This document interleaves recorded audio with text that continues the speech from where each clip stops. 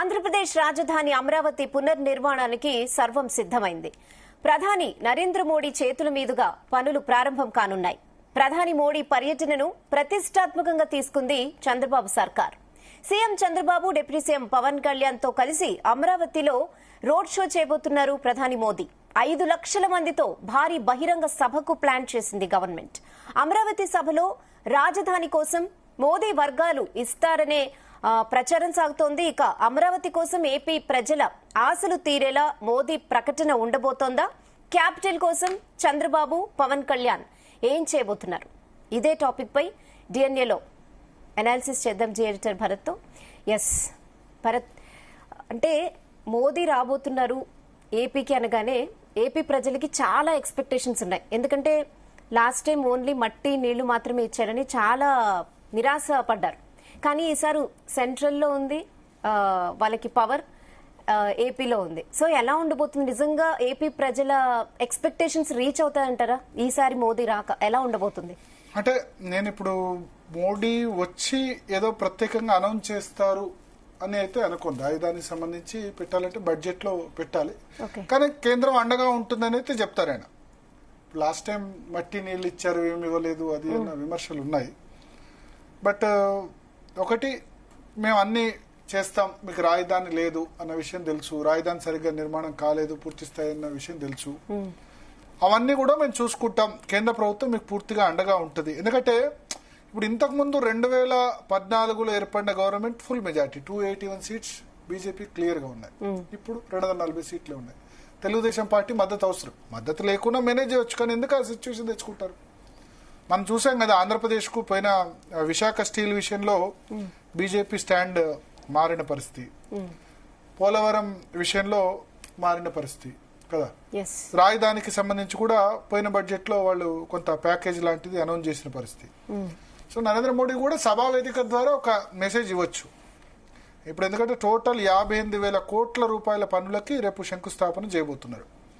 దీన్ని ఎట్లా, ఈ నిధులను ఏ విధంగా సమకూర్చుకుంటారు? 58,000 కోట్లు కేంద్ర ప్రభుత్వం సాయం బడ్జెట్ లో ప్రతి సంవత్సరం కొంత చేస్తుందా? అప్పుడు 1,500 కోట్లు ఎంతో ఇచ్చారు రాజధాని నిర్మాణానికి సంబంధించి. అయితే కొత్త రాజధానులకు సంబంధించి ఇప్పుడు ఛత్తీస్గఢ్, జార్ఖండ్, ఉత్తరాఖండ్ ఈ 3 రాష్ట్రాలు చివరిగా ఏర్పడ్డాయి. వాటి విషయంలో మాక్సిమం 4,500 కోట్ల వరకు కేంద్ర ప్రభుత్వం సాయం చేసింది. 58,000 కోట్లు కేంద్ర ప్రభుత్వం దానిలో సగం కూడా చేయడం కష్టమే మిగతా రాష్ట్రాలతో వాటితో కంపేర్ చేస్తే. కొత్త రాజధానుల విషయంలో మనం ఛత్తీస్గఢ్, జార్ఖండ్, ఉత్తరాఖండ్ ఎగ్జాంపుల్ తీసుకుంటే, కాకపోతే వాళ్ళు ఇన్ఫ్రాస్ట్రక్చర్, కొత్త ఎయిర్పోర్ట్ నిర్మాణం చేస్తాం, రైల్వే స్టేషన్ నిర్మాణం చేస్తాం, ఇటువంటి హామీలు ఇవ్వచ్చు. మనతో పాటు మంత్రి కొల్లు రవీంద్ర గారు ఉన్నారు. కొల్లు రవీంద్ర గారు, జీ తెలుగు న్యూస్ కోసం సమయం కేటాయించిన ధన్యవాదాలు. చాలా ఎక్స్పెక్టేషన్స్ ఉన్నాయి రేపటి ప్రధానమంత్రి టూర్ నుంచి. సో ఆ ఎక్స్పెక్టేషన్స్ అన్ని నెరవేరుతాయా రవీంద్ర గారు? డెఫినెట్ గా. ఇప్పుడు ఎందుకంటే రాష్ట్రం ఒక రాజధాని, మంచి రాజధాని కావాలని అందరం కూడా మనం ప్రజల రాజధాని అమరావతిది. అయితే గత ప్రభుత్వం చేసిన నిర్లక్ష్యం అందరికీ తెలిసిందే. ఇవాళ విజయం సాధించుకున్నాం. దానికి మళ్ళీ ప్రధానమంత్రి గారు వారి చేతుల మీదుగా పునఃప్రారంభించుకోవడం అనేది నిజంగా ఒక అదృష్టంగా భావిస్తా ఉన్నాము. దానికి అన్ని కూడా ఇవాళ ఇది సెల్ఫ్ క్యాపిటల్ అండి ఇది అమరావతి ఇవాళ. ఎందుకంటే అద్భుతమైనటువంటి మహానగరంగా మరి ముందుకి రాబోతా ఉంది. ఇవాళ అన్ని యూనివర్సిటీలు కూడా అంత ముందు వచ్చినాయి కూడా ఇవాళ చాలా ఫుల్ పేజ్ గా నడుస్తా ఉన్నాయి. 5 సంవత్సరాలు పూర్తిగా నిర్లక్ష్యం చేశారు. ఇప్పుడు టోటల్ అమరావతికి సంబంధించినటువంటి 3 యాక్సిస్ రోడ్ కానీ, ఔటర్ రింగ్ రోడ్ కానీ, అదే ఇన్నర్ రింగ్ రోడ్ కానీ, అట్లాగే బిల్డింగ్స్ కానీ, ఇవన్నీ కూడా ఆల్రెడీ దాదాపు టెండర్లు అయిపోయి ఇంకా వర్క్ స్టార్ట్ చేస్తున్నారు. ఇది డెఫినెట్ గా మరి తప్పకుండా సపోర్ట్ తో ముందుకెళ్తుందని చెప్పి భావిస్తా ఉన్నామండి. ఇది ఆంధ్ర రాష్ట్రం మొత్తానికి కూడా, ఎందుకంటే ఈ రాష్ట్రంలో ఇవాళ అన్ని ప్రాంతాలు కూడా సమానంగా డెవలప్ అవుతున్నాయి. అటు రాయలసీమ ఏరియాలో వచ్చేటప్పటికి కొన్ని కారిడార్స్ వస్తున్నాయి, మనకి ఇండస్ట్రియల్ కారిడార్స్ వస్తున్నాయి. అట్లాగే అనంతపురం, కియా గాని ఇవాళ చాలా అద్భుతంగా డెవలప్ అయింది. ఇటు ఉత్తరాంధ్ర కూడా మనకి విశాఖపట్నం, మరి ఐటీకి గాని, అటు శ్రీకాకుళం, విజయనగరం అటంతా కూడా పోర్ట్స్ అన్ని కూడా వస్తా ఉన్నాయి. కోస్టల్లో కూడా ఈ రోజు పెద్ద ఎత్తున పోర్ట్స్ వస్తా ఉన్నాయి. దాదాపు వాటికి సంబంధించినటువంటి ఇండస్ట్రీస్ రాబోతా ఉన్నాయి. ఇవన్నీ కూడా రాష్ట్ర ఒక చిత్రాన్ని మార్చిపోవడం, దానికి వేదిక అమరావతి కాబోతోంది. డెఫినెట్ గా ఆంధ్ర రాష్ట్రానికి ఈ ఒక ఎసెట్ గా అమరావతి నిలబడబోతోంది. మొదటిసారి కూడా అప్పుడు శంకుస్థాపన చేసి నరేంద్ర మోడీ, కానీ అప్పుడు విమర్శలు వచ్చాయి, మట్టి నీళ్లు తప్ప ఏమి ఇవ్వలేదు, అయినా తెలుగుదేశం కాముగా ఉంది, 4 సంవత్సరాలు ఏం రాజధాని కట్టలేదు, కట్టకపోవడం వల్లే మళ్ళీ 3 రాజధానులన్నా జగన్ తీసుకొచ్చారు. సో ఈసారి అటువంటి విమర్శలు రాకుండా ఉంటుందా? డెఫినెట్ గా, ఎందుకంటే ఇప్పుడు మనం కూటమి వచ్చిన తర్వాత మనకి జరిగినటువంటి ఈ మధ్యకాలంలో జరిగినటువంటి పోలవరం గురించి కానీ, అదేవిధంగా ఈ 10 నెలల్లో మనం విశాఖపట్నానికి సంబంధించి ఒక ఐరన్ స్టీల్ ఫ్యాక్టరీకి ప్రధానమంత్రి గారు దాదాపు 1,00,000 కోట్ల ఇన్వెస్ట్మెంట్ సంబంధించింది స్టార్ట్ చేసి ఆయన శంకుస్థాపన చేయడం జరిగింది. అలాగే మనకి క్రిస్ సిటీ ఏదైతే నెల్లూరు దగ్గర ఒక క్రిస్ సిటీ గాని, ఇట్లా అన్ని కూడా పెద్ద ఎత్తున అన్ని ప్రాంతాల్లో కూడా డెవలప్మెంట్ యాక్టివిటీ జరుగుతుంది. పోలవరంకి నిధులు ఇచ్చారు, అమరావతికి కొంత నిధులు ఇచ్చారు. డెఫినెట్ గా ఇది కొత్త హైవేస్ కానీ రోడ్స్ కానీ నిధులు వస్తా ఉన్నాయి. మొత్తం డెఫినెట్ గా కేంద్ర సపోర్ట్ వాళ్ళు చేయగలిగినంత వాళ్ళు చేస్తారు. మిగతాది కూడా అమరావతికి ఏంటంటే అక్కడ సెల్ఫ్ ఫైనాన్స్ చేసుకోగలిగినటువంటి రాజధాని అమరావతి. అది ఫస్ట్ నుంచి కూడా చంద్రబాబు నాయుడు గారు చెప్తూనే ఉన్నారు. కానీ దాన్ని మరి లాస్ట్ గవర్నమెంట్ లో వాళ్ళు కొంత తప్పుదారి పట్టించారు, అంతే తప్ప ఈసారి అటువంటి పరిస్థితి కాదు. డెఫినెట్ గా కాంక్రీట్ గా ఏదో ఒక అనౌన్స్మెంట్ ఉంటుంది. హలో, ఈసారి ఏమైనా అనౌన్స్మెంట్ ఉంటుంది సార్? కాంక్రీట్ గా అంతే అనౌన్స్మెంట్ ఉంటుందంటారా? లేదండి, ఈసారి డెఫినెట్ గా కంప్లీట్ అయిపోతుంది. అంతా కూడా టైమింగ్స్ కూడా ఫిక్స్ చేసుకోవడం. ఎందుకంటే లాస్ట్ టైం డిజైనింగ్ గానీ, దానికి సంబంధించి ఎన్జిటి పర్మిషన్స్ గానీ, ఇది వీళ్ళు అపోజిషన్ గా ఉండి ఆ రోజున పెట్టినటువంటి కంప్లైంట్స్ కానీ ఇవన్నీ కూడా మనం అందరూ కూడా చూసాం. ఇవాళ దాదాపు అన్ని కూడా పర్మిషన్స్ వచ్చాక ఆ రోజు స్టార్ట్ చేసుకున్నాం. ఆ రోజు అక్కడ అసెంబ్లీ కంప్లీట్ చేసుకున్నాం. అక్కడి నుంచి అసెంబ్లీ సెషన్స్ అన్ని కూడా కండక్ట్ చేసుకున్నాం. అట్లాగే సెక్రటేరియట్ నుంచి పనులు స్టార్ట్ చేసుకున్నాం. హైకోర్టు యాక్టివిటీ నడుస్తోంది. బిల్డింగ్స్ అన్ని కూడా దాదాపు అన్ని అప్పుడు పూర్తి అయినాయి, ఫౌండేషన్స్ కూడా అయినాయి. కానీ అవన్నీ కూడా ఫౌండేషన్స్ లెవెల్లో కొన్ని అయిపోయినాయి. ఇప్పుడు అవన్నీ కూడా కంప్లీట్ అయిపోతాయి. మన రాబోయే 2-3 years లో ఒక అద్భుతమైనటువంటి మహానగరంగా అమరావతి నిర్మాణం జరగబోతా ఉందండి. అది సార్, జగన్మోహన్ రెడ్డికి ఇన్విటేషన్ పంపించారు, ఆయన అటెండ్ అవుతారని ఎక్స్పెక్ట్ చేస్తున్నారా? మీ వాయిస్ కొద్దిగా కట్ అవుతుందండి. హలో సార్, వైఎస్ జగన్ కు ప్రతిపక్ష నేత అఫీషియల్ కాదనుకోండి, బట్ ఇన్విటేషన్ పంపించారు, ఆయన అటెండ్ అవుతాడని అనుకుంటున్నారా? అదే వాళ్ళు ప్రతి ఒక్క ఆంధ్ర రాష్ట్రంలో పుట్టిన ప్రతి ఒక్కరు కూడా రావాల్సినటువంటి అవసరం ఉంది. ఆయన కూడా ఒక బాధ్యత ఉంది. ఒక పొజిషన్ గతంలో ఆయన చేసినటువంటి ముఖ్యమంత్రి చేసినటువంటి వ్యక్తిగా, కాకపోతే అది వాళ్ళ కర్మ, అందుకే దానికి మనం ఏం చేయలేం. అంటే ఇటీవల వాళ్ళు ఈ 3 రాజధానులకు సంబంధించిన స్టాండ్ మార్చుకున్నాం అన్న విధంగా బొత్స కామెంట్ చేశారు కదా. అవును, వాళ్ళు అంతా కూడా నిలకడలేనటువంటి మాటలు మాట్లాడతారు. అదంతా కూడా చూసాం.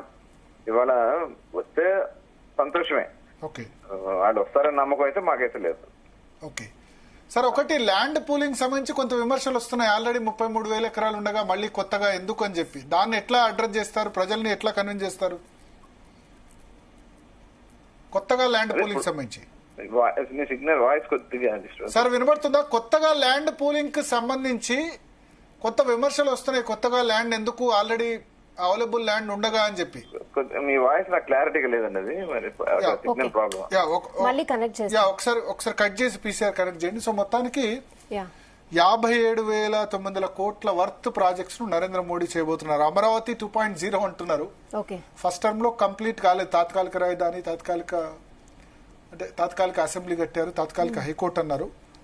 బట్ ఒకటి, ఆ టర్మ్ లో అంటే రాజధాని సెక్రటేరియట్కి వెళ్లే రోడ్ కూడా చాలా ఇరుగ్గా ఉన్న పరిస్థితి, 1 వే ఇలాంటి ఉన్న పరిస్థితి. అది పూర్తిగా కంప్లీట్ అవుతే.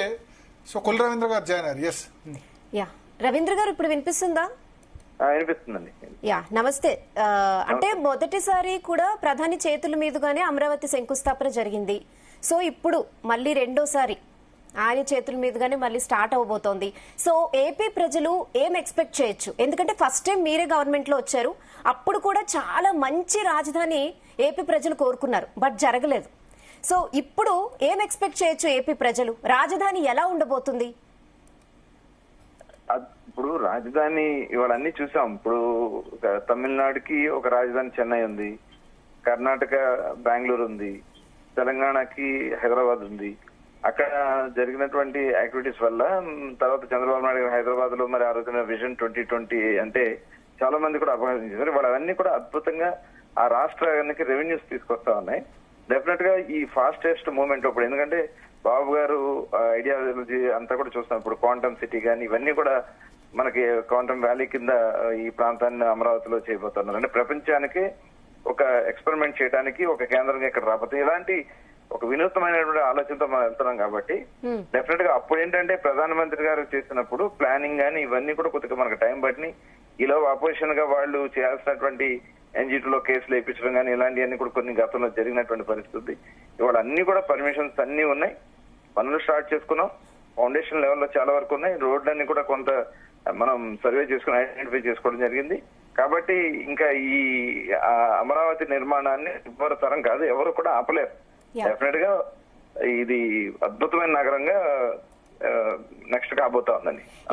రవీందర్ గారు, ఇప్పటికీ కూడా ఏపీలో స్టూడెంట్స్ చదువులు అయిపోయిన తర్వాత తెలంగాణ క్యాపిటల్ హైదరాబాద్ కు వస్తున్నారు, లేకపోతే బెంగళూరుకి వెళ్తున్నారు, చెన్నైకి వెళ్తున్నారు. ఇక ముందు సిచ్యువేషన్ ఎలా ఉంటుంది? ఇక ఏపీలోనే హ్యాపీగా జాబ్స్ చేసుకుని సెటిల్ అవ్వచ్చా? ఏం చెప్తారు? డెఫినెట్ గా అండి. ఇప్పుడు నారా లోకేష్ గారు కూడా ఒక హ్యూమన్ రిసోర్స్ మినిస్టర్ గా ఆయన చేస్తున్నటువంటి కృషి ఇవాళ అనేక ఎడ్యుకేషన్ ఇన్స్టిట్యూషన్స్ మరి ఆ రోజునే మరి చూసాం. ఇవాళ నిట్ గాని అక్కడ అద్భుతమైనటువంటి యూనివర్సిటీస్ వచ్చినటువంటి పరిస్థితుల్లో స్టూడెంట్స్ కూడా చాలా అద్భుతంగా, కనీసం వాళ్ళకి అప్రోచ్ రోడ్లు కూడా ఇవ్వకుండా మరి ఆ 5 సంవత్సరాలు చాలా ఇబ్బందులు పెట్టారు. అట్లాగే అక్కడ ఎయిమ్స్ వచ్చింది మనకి.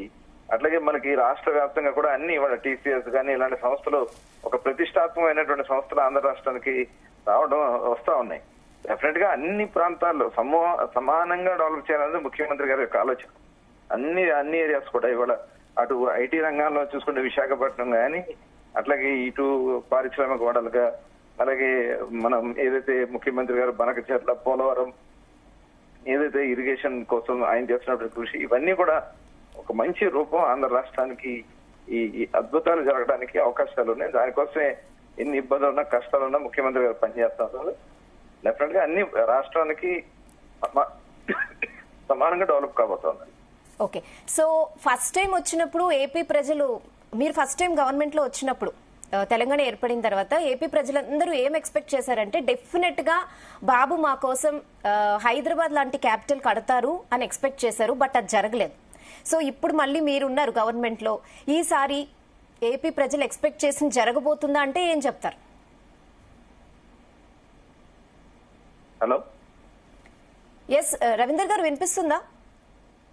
కొద్దిగా సరిగ్గా వాయిస్ క్లారిటీగా లేదండి, ఒకప్పుడు పోతుంది మరి. హలో, ఫస్ట్ టైం మీరు గవర్నమెంట్ లో ఉన్నప్పుడు డెఫినెట్ గా బాబు మా కోసం హైదరాబాద్ లాంటి క్యాపిటల్ నిర్మిస్తారు అనుకున్నారు ఏపీ ప్రజలు. బట్ జరగలేదు. అప్పుడు ఇప్పుడు ఎలా జరగబోతుంది అంటే ఏం చెప్తారు? అవునండి, ఇప్పుడు అన్ని కూడా ఒక ప్లానింగ్ చేసుకున్నాం. అప్పుడు కూడా చాలా మంది ఇక్కడ ఇన్స్టిట్యూషన్స్ పెట్టడానికి వాళ్ళందరూ కూడా రావడం కలిగింది. ఇప్పుడు బిట్స్ విలా అని కానీ ఇలాంటి ఒక ప్రతిష్టాత్మకమైనటువంటి వాటన్నిటి కూడా మనం ల్యాండ్స్ అలాట్ చేస్తున్నాం. అన్ని కూడా వాళ్ళు వర్క్ స్టార్ట్ చేయబోతా ఉన్నారు. మరి రోడ్స్ కానీ అన్ని కూడా ఇప్పుడు ఇన్నర్ రింగ్ రోడ్ కానీ అవుటర్ రింగ్ రోడ్ కానీ దానికి సంబంధించి కేంద్ర సపోర్ట్ తో అన్ని కూడా కంప్లీట్ చేసుకోబోతున్నాం. తద్వారా ఇప్పుడు ఆల్రెడీ మనం విట్ కానీ ఇవన్నీ చూసాం. అక్కడ ఎలా అమృత్ యూనివర్సిటీస్ కానీ ఎట్లా స్టూడెంట్స్ వేల మంది వాళ్ళు అక్కడ ఉన్నారు. అలాంటి ప్రతిష్టాత్మకమైనటువంటి